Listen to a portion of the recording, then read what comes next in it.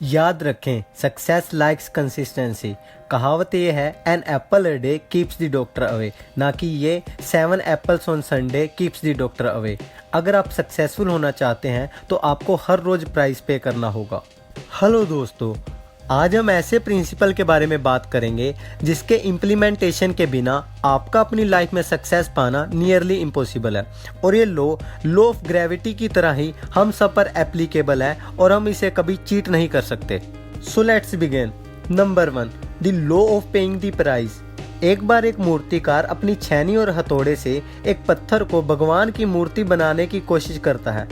जैसे ही वह अपना हथौड़ा पत्थर पर चलाता है, वो पत्थर दर्द के मारे चिल्लाने लगता है और कहने लगता है, तुम क्या कर रहे हो, मुझे मार क्यों रहे हो। तभी मूर्तिकार बोलता है, मुझे पता है कि तुम्हें बहुत दर्द हो रहा है, लेकिन तुम एक बहुत ही अच्छे पत्थर हो और अगर तुमने आज इस दर्द को सह लिया तो तुम में आगे बढ़ने की अपार संभावनाएं हैं। इतना बोलकर मूर्तिकार दोबारा अपने हथौड़े से उस पत्थर पर वार करने लगता है।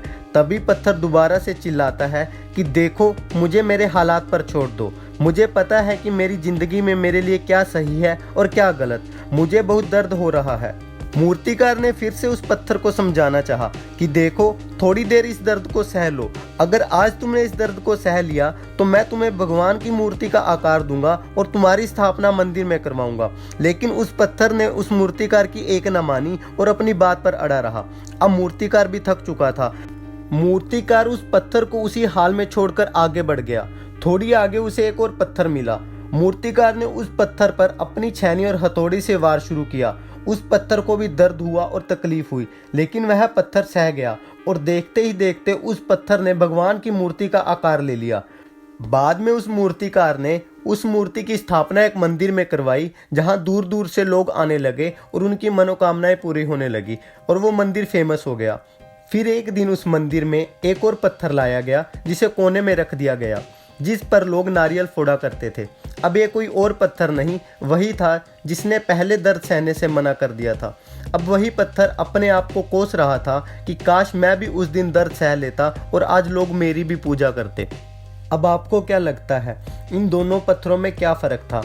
क्या यह इम्पेशेंस था या comfort zone?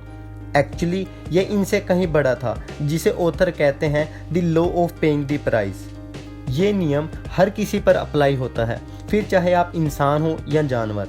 Means if you want something in your life you have to pay the price, nothing is free.